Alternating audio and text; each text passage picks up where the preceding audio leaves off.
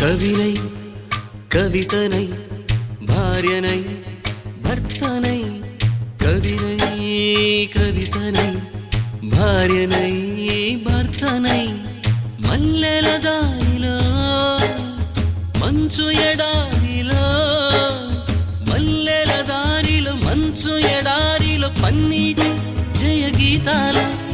కన్నీటి జలపాతాల నాతో నేను అనుగమిస్తూ నాతో నేనే రమిస్తూ ఒంటరినై అనవరతం